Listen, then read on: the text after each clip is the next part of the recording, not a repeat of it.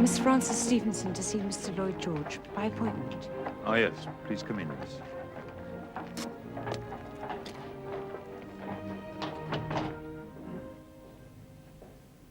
Mr. Asquith is upstairs in his drawing room, so Mr. Lloyd George is using his study. He prefers it to his own. Strange.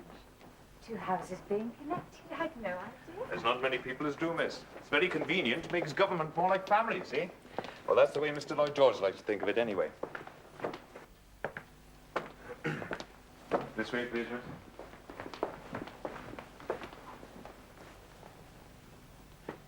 Come in. Miss Frances Stevenson, sir.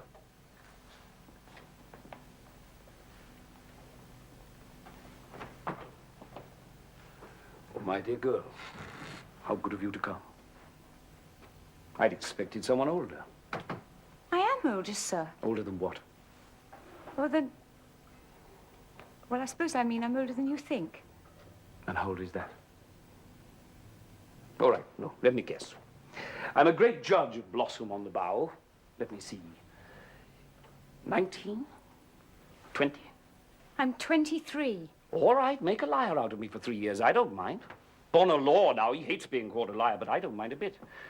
You heard the latest rhyme about me? There are so many. Lloyd George, no doubt, when his life ebbs out, will ride on a flaming chariot, seated in state on a red-hot plate twixt Satan and Judas Iscariot.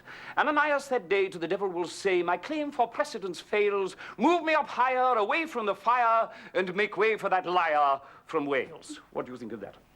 I think it's very disrespectful. Disrespectful? Bless you, my dear girl. If that's the worst a politician gets, he's a lucky man. I'd nearly had my head broken. If it hadn't been disguised in a policeman's helmet at the time, it would have been. I've been spat upon, kicked.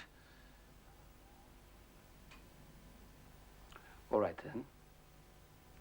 I've told you how old you are. You tell me how old I am. I know how old you are, sir. It's easy with public men. You can look them up. You're 48. Yes, poor old man broken by the cares of office. Oh, I didn't mean that. What else have you looked up about me, Miss Frances Stevenson? Oh, well, not really anything. I just was... That I'm a Welsh wizard? This Merlin? This siren? This goat-footed bard? This half-human visitor to the planet leaping out of some alien dimension to ensnare men's minds? Aye, and women's, too. That is the kind of thing people say. What wonderful imaginations they have. Well, are you disappointed by the reality? An underprivileged lad from Wales who had the brilliant thought of giving old folk 5 bob a week pension. Oh, you've done much more than that. Yes, well, that's as maybe. But right now, Miss Stevenson, I'm that pathetic figure of father who wants to see better things on his daughter's school reports than could apply herself harder. Are you willing to try and remedy that? Yes. Megan? She's probably been drifting about like a ghost ever since you arrived. Ah, there you are. You're... Now, Megan, this is Miss Frances Stevenson. She's coming with us to Criccieth for the summer, and she's going to help you with your lessons. So say, how do you do to Miss Stevenson? How do you do? How do you do, Megan? I'm sure we're going to be great friends. Mae hi'n llawer prydfer llawer I see. She says you're much prettier than any of her other teachers, and I quite agree with her. Thank you. Oh, Guy, fynd i'n neud efo'r cabinet hard. No, sweetheart, you're getting a bit too old for that now, and I don't think Mr. Asquith likes you jumping on the blotters on the cabinet table. So you run along. I've been looking all over the place for you. Why can't you stay in your own house for a change? I don't believe you've met Miss Stevenson, Megan's new tutor. This is Sarah Jones, our cook housekeeper. You know the dragon on the Welsh flag? Well, this is the original. What's the crisis, you alarmist harpy? This French you got coming to tea, well... Not Frenchy, Sarah, Frenchman. He's the French Minister of Finance. And how many times do I have to tell you it is dinner, not tea? Down here, they call it dinner. I don't care what they call it, or in for that matter. I can't have it ready before 8:30, and that's final. 8:30 will do admirably, Sarah. Oh. And thank you very much for taking the trouble to consult me. Don't you try to soft-sort me. I knew you in Llanystimdwy when you ate tea like any other Christian. She likes you. I would never have guessed. And if Sarah Jones is for you, it doesn't matter if the whole world is against you. I trust that no one will be against me. My appointment is domestic, not political. I was talking, as I usually do, so my enemies tell me, rhetorically. Mr. Asquith says he would like his study back. I'm so sorry, I didn't know you. Margaret, may I present Miss Stevenson, Megan's tutor for the summer? Miss Stevenson, my wife, Margaret. How do you do? How do you do, Miss Stevenson? Yes, well, don't forget now. Mr. Asquith is on his way down from the drawing room.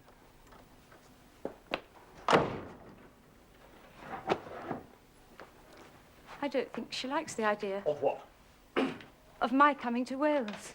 Oh, nonsense. She's just not very demonstrative, that's all. We'll have a grand time at Criccieth. I'll get down for weekends, mostly. We'll have picnics, swimming, lying in the sun. And work. My work with Megan? Your work with Megan, of course. I want her to be as bright as her dad. Can you arrange that, Miss Stevenson? I shall do my best. Good. That's settled. And now we better get out of Mr. Asquith's way. After all, he does still think he runs the country. Hirion. Mae'n ddigon hawdd am caniaethu. Ond pwy yn y diwedd sy'n fodlon derbyn yr her? Y cyfrifoldeb terfynol. Right. I'm going to do that like one in the game. Oh, let's go down to the beach and paddle now, please, Francis. Miss Stevenson, if you please. Oh, I don't mind. Nevertheless.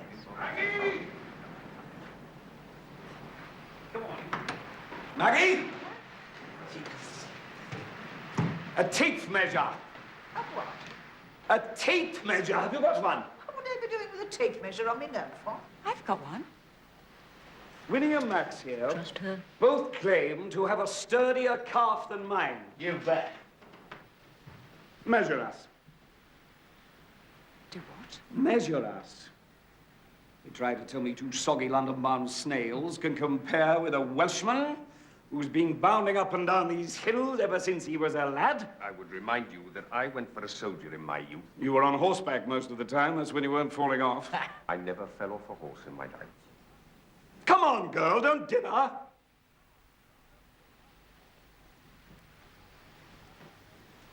You want to put some money on this? I never gamble with colonials. 16. Not too tightly, my dear. 16.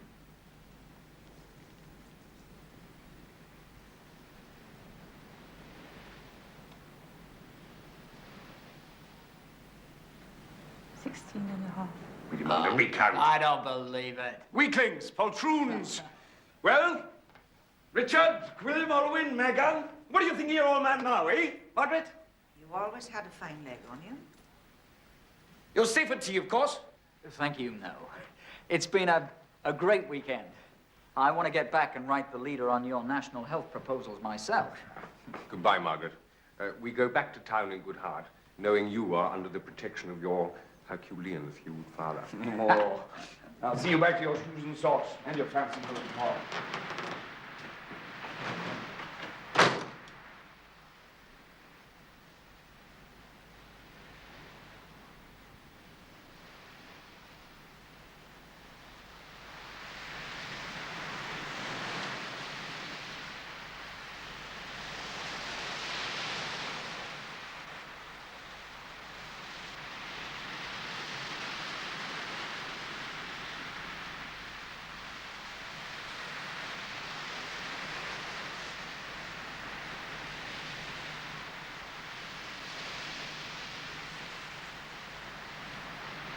Summer's almost gone.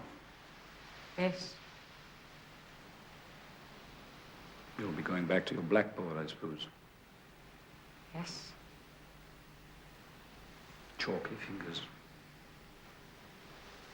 Chalky fingers.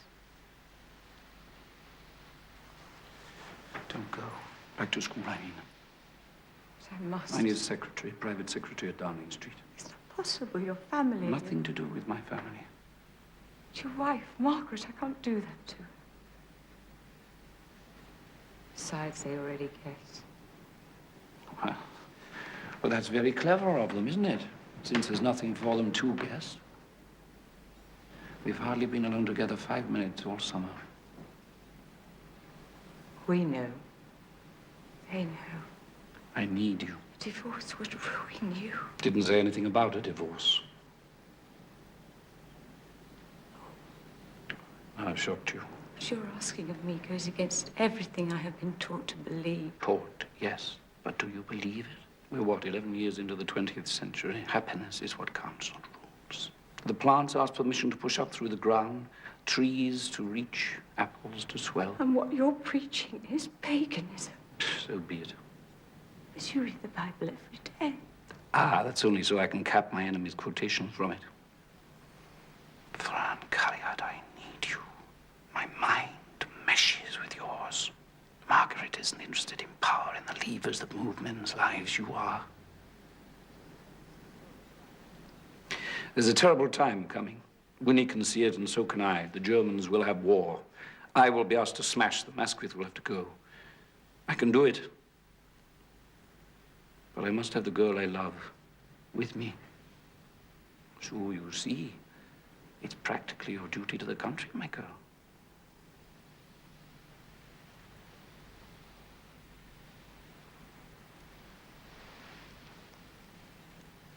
I will come as your secretary. I make no other promises than that. I ask none.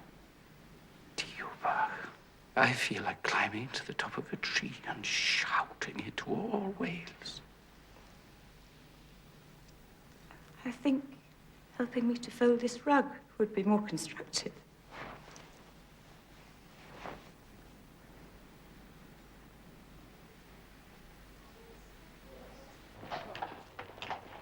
The Germans have two fearsome weapons, the submarine and General Haig. The one destroys our ships and our food, the other pours away our lifeblood in the trenches. Winston, I tell you, if we used our tanks on the German center, we could roll them up like a carpet. And General Haig's toffee-nosed cavalry, the Aiken, would scream they're not going to be turned into chauffeurs. Does anybody know what today is? The anniversary of the massacre. My bloody birthday! That's what it is. Not a happy birthday, not a present, not a card.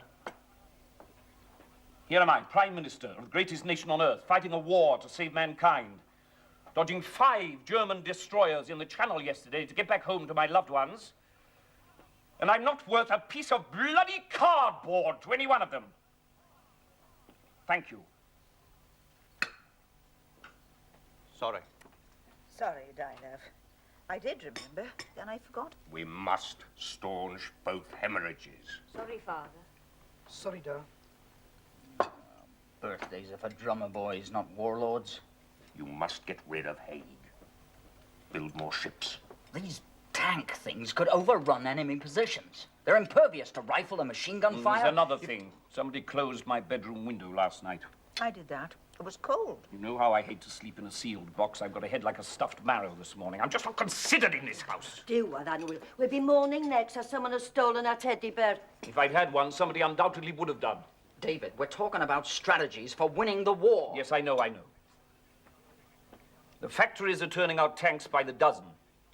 Joe McClay will have 1 million tons of new ships in the sea this year. And I'm seeing Willie Robertson about Haig this morning.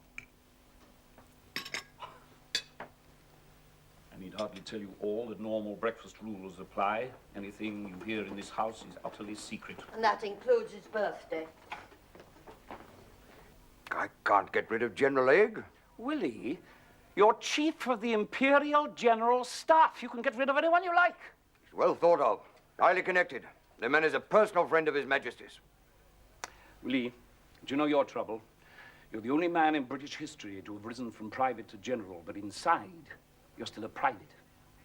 Just because Haig's a gent, Sandhurst and all that twaddle, it's as much as you can do to stop yourself saluting the bugger. Well, I'm a peasant like you, and I'd just as soon kick him up his well-padded arse as look at him. He's a damn good soldier. You're a liar, and you know it. He couldn't command a girls' hockey team. He's left 1 million of our youth, the seed corn of this nation, hanging rotting on the wire out there, or sprawled in the cowshed of Flanders.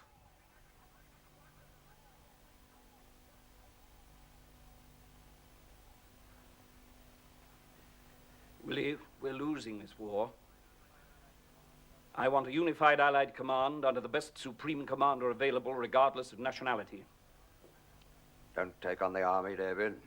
We've got the press and the palace behind us. And you've got me in front of you! And if the Germans can chop you into little pieces, what makes you think that I can't? Yes, indeed, Mr. O'Connor. You may tell your Strand readers that we eat exactly the same as the rest of the nation. Sarah here, Sarah Jones, she does wonders with our rations. Well, you've plenty of pans to work your wonders with, Miss Jones. Very useful. Four's always been plenty for me. The rest of a show, if you ask me. Mind you, they do come in handy when the garden suburbs have to be fed. Garden suburbs? Yeah, that's what we call all those little huts that my husband had built for his experts. He does like to have them around him. Made a bit of a mess of the lawn. Well, I suppose it's the first time anyone has ever fought a war from home. Isn't it a strain sometimes, knowing that your husband carries the whole huge responsibility of the war on his back? Well, if you mean do I worry about him? Yes, indeed I do. Especially when he's in any physical danger, like yesterday on the Channel.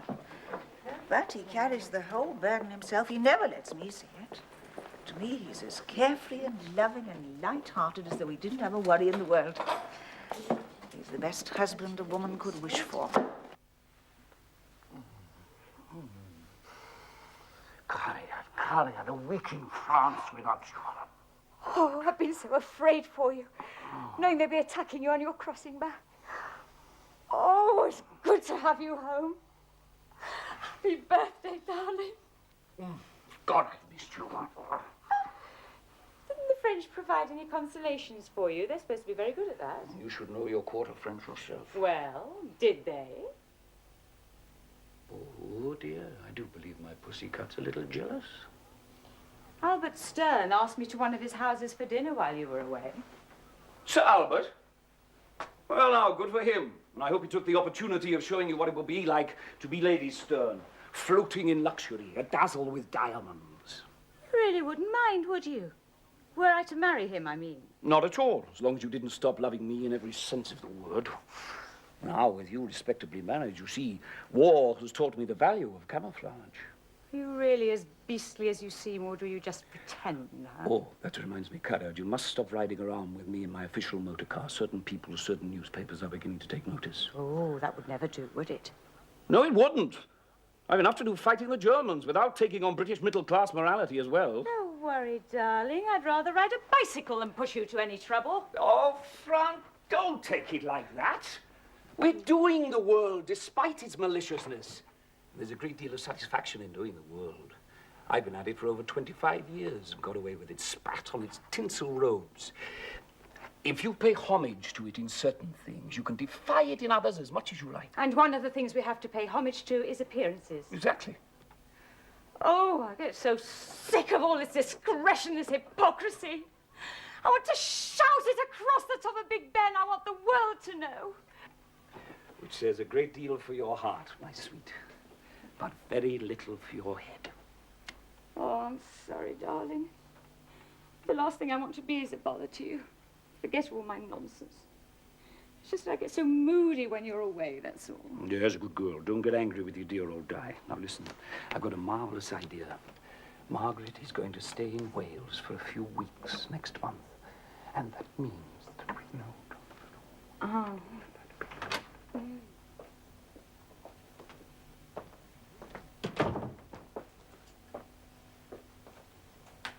What are you doing, Joseph?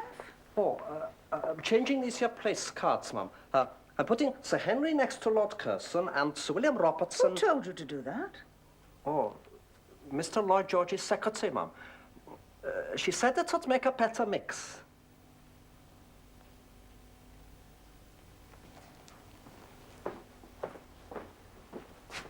Just put them back where I had them before, will you, Joseph? Yes, ma'am.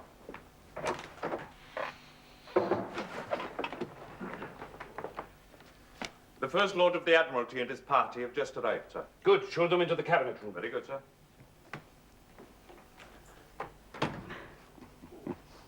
Remember. I shan't forget.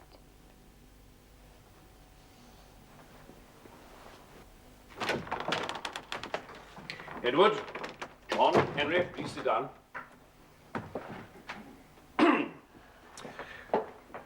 Who is this young man? Peter Evans, sir. He's an Admiralty statistician. Excellent. Just the man we want. Please sit down. Tell me, Peter Evans, if the Hun submarines continue to sink our merchant ships at 500,000 tons a month as they did last month, how long before we all starve to death? Well, sir. Never mind about that. An educated guess. Very soon, sir. Down to subsistence level within 3 months. Precisely. And what, Edward, is the Navy doing about it? The British Navy has whipped the German Navy off the seas and now keeps it cowering in harbor. Except the submarines. The sharks that are eating us up alive. The Royal Navy has 3,000 fighting vessels? Including major and minor ships, yes, sir. And what are they doing, admirals? What, I repeat, are they doing? They represent a deterrent. I'll tell you what they're doing. They're sitting on their backsides in port, manicuring their decks, whilst the German crocodiles drag our merchantmen under. Prime Minister, I hardly think that's fair. We at the Admiralty have been giving the matter a great deal of thought. I'm glad to hear it. And what has emerged from your deliberations? We have a plan, sir. Good. Let's hear it. Well, sir, suppose we established, as it were, channels at the mouths of the main British ports.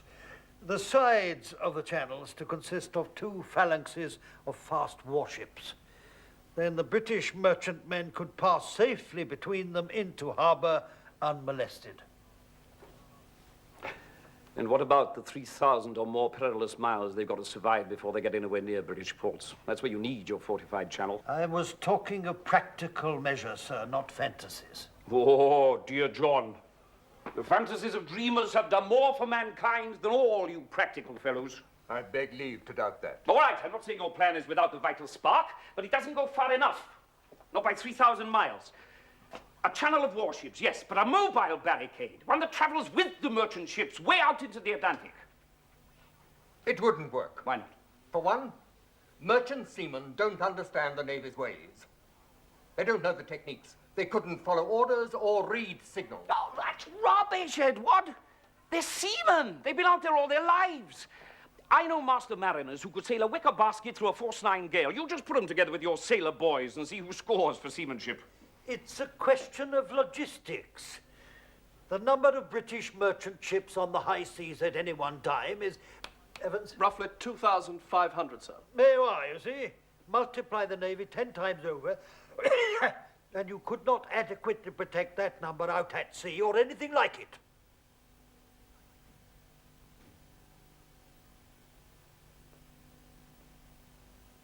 I see. Do give the Admiralty plan some thought, Prime Minister. It has its advantages. Yes, I'm sure it has. Well, I know you're busy men. Thank you for your time, gentlemen.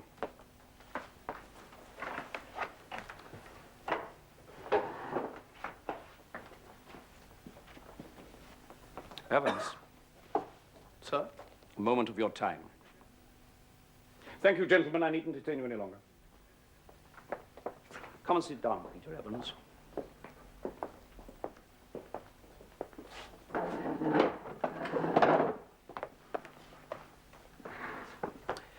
Evans, let me guess.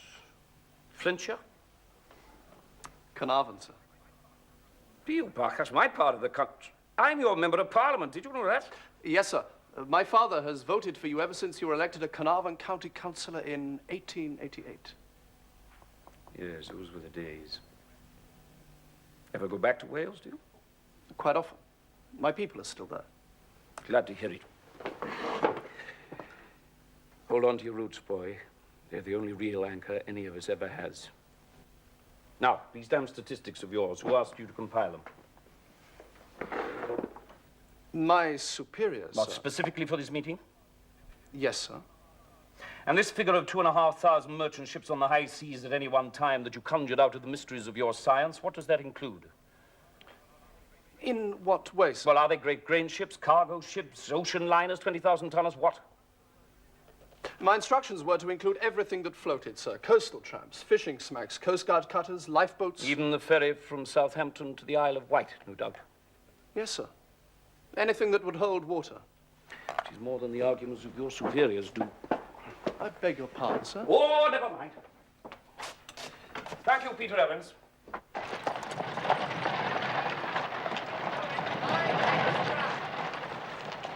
Evening news. Light extra.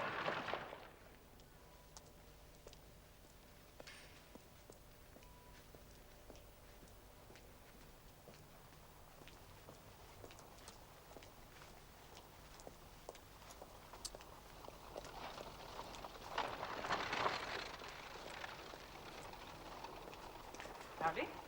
Looking like this. The French have just asked for a conference in Paris. We have to do our homework. Always as well to be ready for them frogs, miss. Allies or not. Good night, miss. Good evening, Leland. Good evening, miss.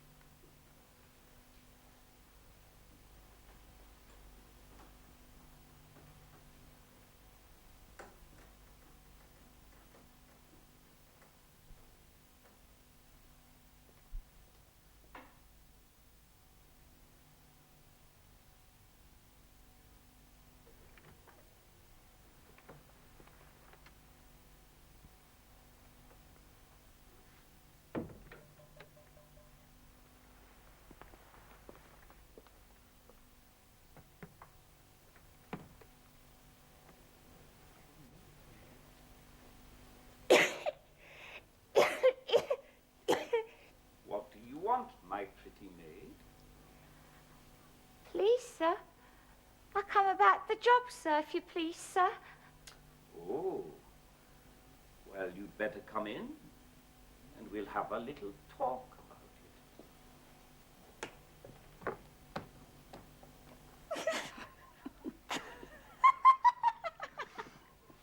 You fool, you fool, you fool, you fool. it. Oh,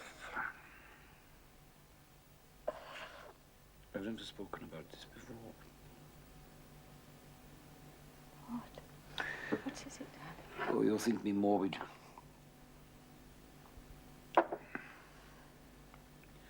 I have a horror of going alone. Dying, you mean? Yes. You're still a young man. Why talk about dying? I'm going to ask you a very terrible thing. When I go, and I will go first, our ages will see to that. I want you to come with me. Don't be silly. You don't even believe in anything afterwards. Yes, don't ask me to explain. Yes, I am a pagan. I've always been a pagan, despite all the hymn singing, but I know if we go together, there is something in the power of love. And we have rare love.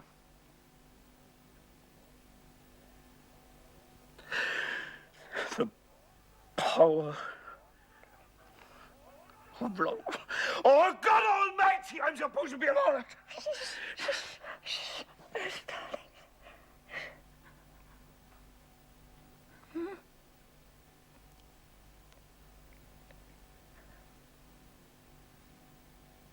I wouldn't want to stay if you'd gone. I swear we'll go together. Nothing is going to separate us. Please, don't talk about it anymore.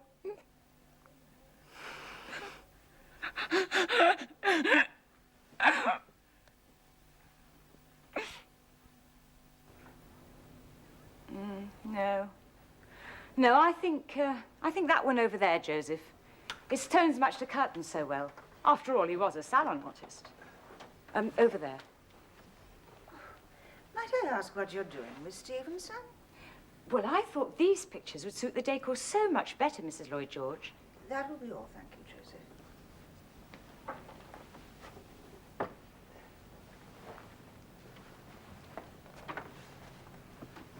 I do hope you didn't feel I was taking a liberty. Oh, why should I feel that? After all, you do spend almost as much time in this house as I do. A body must feel at home. Well, it's just that I feel that the house isn't really yours at all, that you just work here. Well, I can understand that. You know, everyone who works with my husband becomes a... What do they call those things now that circle around the planets? Oh, yes, that's it. A satellite. We all become satellites and try to make life good for him. Oh, he's had a lot of satellites in his time who've all tried to comfort him. Well, I wasn't really thinking of that. It's just the look of the place, a Prime Minister's house. Oh, I don't think David is very conscious of indoors. Oh, streams and mountains, yes. But indoors, he lives very much inside himself. I'm not sure that's true. Given a place to furnish, he shows great taste. Oh? I didn't know that. I should like to see that. I mean, I'm sure he would show great taste. I'm sure you may well be right, my dear, but taken by and large, he likes things that he's used to. And he is used to the pictures in this room, so I think we'll leave them as they are. Besides, believe it or not, I like them, too. Well, that's probably because you chose them in the first place. You're quite right. I did. Oh, by the way, I found this. I believe I have seen you wearing it. It's very handsome. It was on the landing outside the bedroom. I found it when I got back from Wales this morning. Well, thank you very much. I wasn't even aware I'd lost it. Well, I expect your mind was on other things. Yes.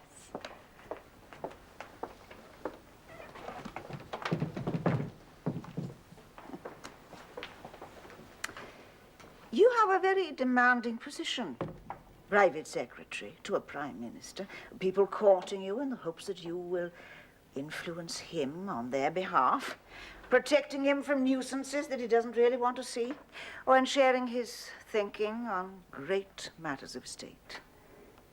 Oh, I know that I'm just a country mouse. But I do understand. More than you think.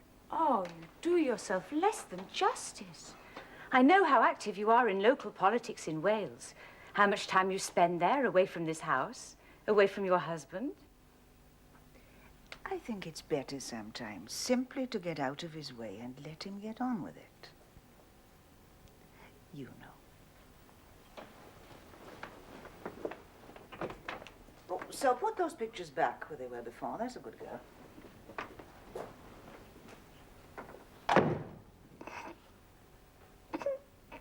Thank you, gentlemen.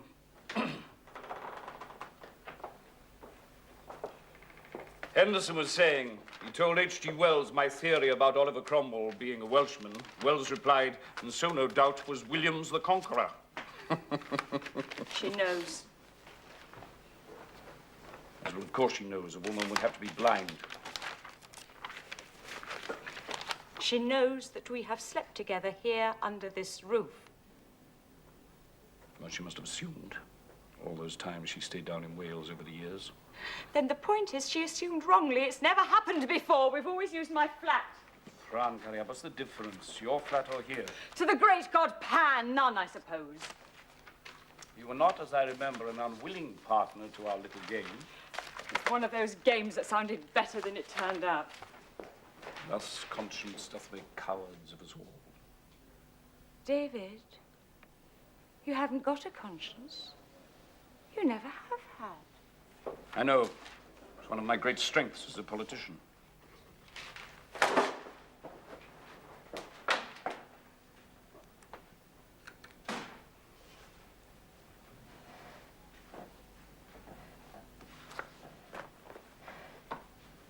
I must have more men. General Haig, you treat men like ants. You use the bodies of the dead as a bridge for the living. Do you know what your men call you? The Prince of Death. Hold on, sir. It's all right, Willie. I'd expected nothing better. Especially from someone who listens to amateur strategists like Churchill. And how dazzling have the professionals been? You personally lost 500,000 men taking a patch of Flanders no bigger than Regent's Park. 60,000 men cut down on the Somme the first day. Unfair criticism, if I may say so, sir. General Haig wasn't to know he was going to get bogged down by a cloudburst. Willie, in Flanders, it's rained like a Malayan monsoon in August for the past 80 years. That is the sort of thing professional strategists are meant to know. Ludendorff is preparing to strike at my center.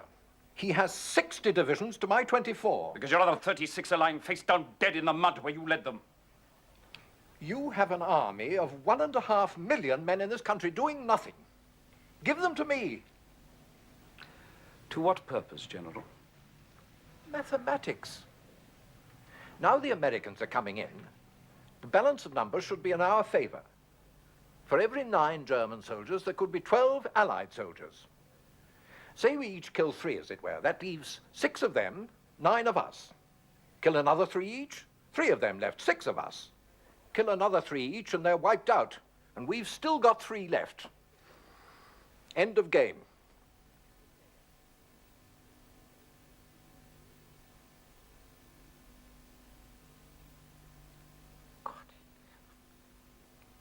To Clemenceau, Paris, current Foreign Office Code. And prepared commit all British reserves on condition already agreed by Americans. Marshal Foch takes over as Supreme Allied Commander. Your answer required instantly, Lloyd George. Telegram to Winston Churchill. En clair, propose, announce your appointment as Minister of Munitions in Commons this afternoon. Lloyd George. What will Haig do about Foch? Same as the Conservatives about Churchill. Make a lot of noise and do nothing. Lord Northcliffe called while you were in Cabinet. He left a message. He said he'd heard you'd been interfering in strategy, and that if you didn't stop, he would destroy you. Oh, that's me finished then. Did anything important happen? The usual succession of well-wishers strode through, all saying I was the poison in your cup. Your enemies would use me to ruin you.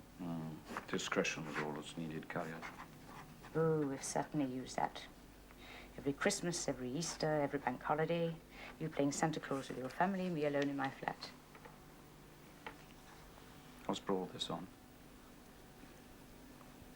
The thought that you'll be away again this weekend? Fran, you knew that from the beginning. Yes, I know I chose it.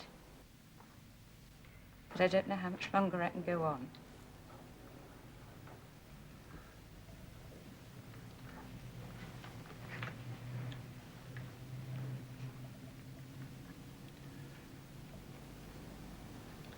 A fire like ours does not go out.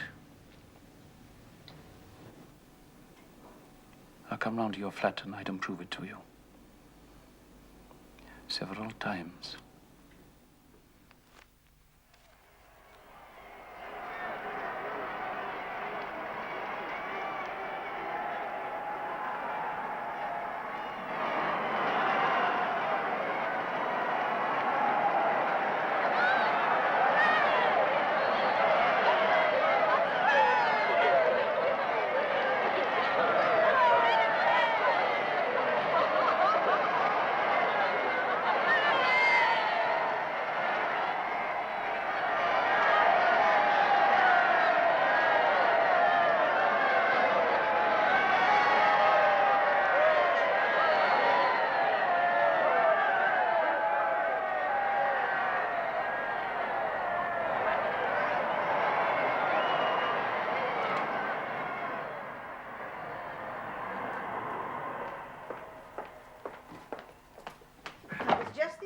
large suitcase and the small green valise. Yes, madam.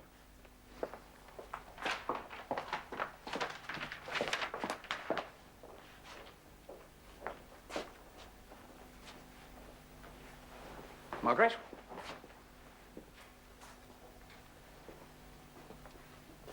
What's all this about? I'm going back to Wales. We won't be seeing each other again very much.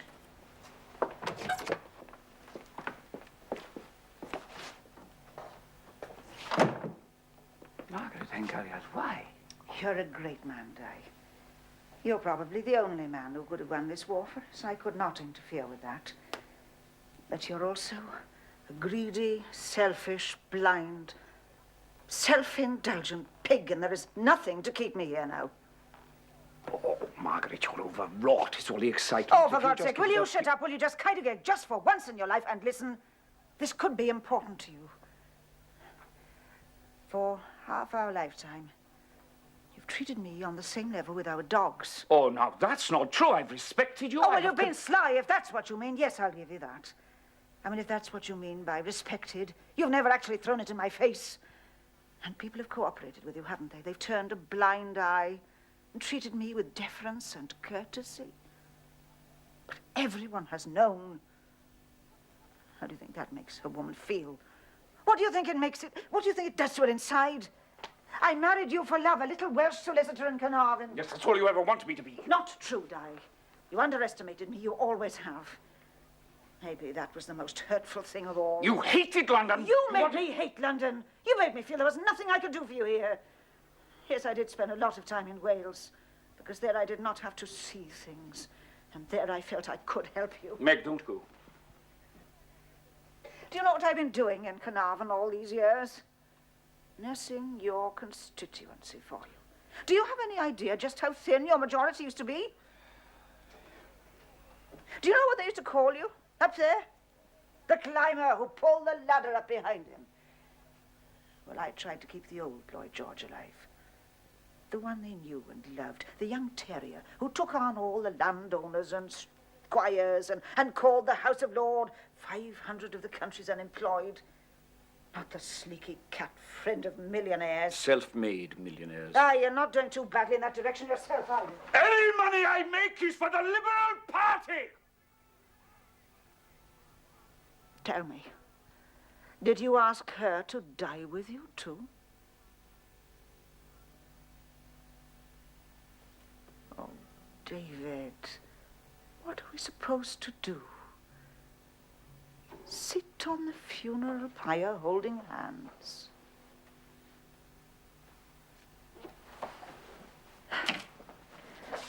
The funny thing is, I'm the one who's protected you most. I've kept your squalid little secret. I've given the jolly little interviews. I produced the play. Play? Yeah, surely you know the one I mean, Di. Happy Families. I play the admiring wife, you play the devoted husband. And the children play, well, loving children, secure. They are secure. Megan and Gwilym almost hate you. Olwen despises you. And Richard is embarrassed by you. The irony of this whole thing is that we have played our part so well, you've actually come to believe in the play. You believe that you have a right to fulfill your life, but at the expense of others. Well, if you have the right to do what you want, then why shouldn't we have? Oh, there have been times when I wanted to rip you and your fancy lady to pieces in public. Oh, I've ached for it. But I haven't. Why? Because sometimes the cost of pleasing yourself comes too high for others, so you deny yourself. You don't know what that word means. I know the meaning of denial. I've given my life for this country. You little liar, you've enjoyed every minute of it. Do you know what's hurt most of all, David?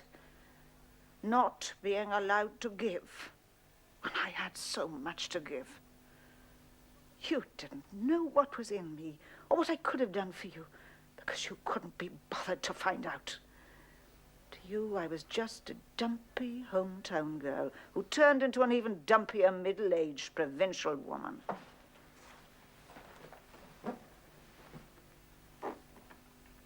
that's not what I'm like inside, David. And it is not what I could have been if only you'd seen me. For God's sake, Meg! I made you wife of the Prime Minister of the United Kingdom! Yes. But you didn't make me yours.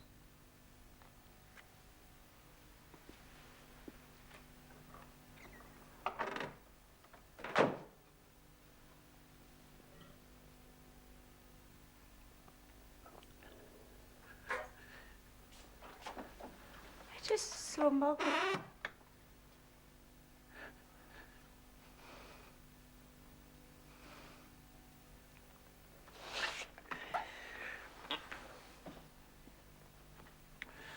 You just saw a woman of style.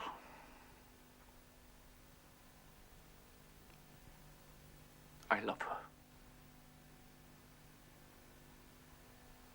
I know.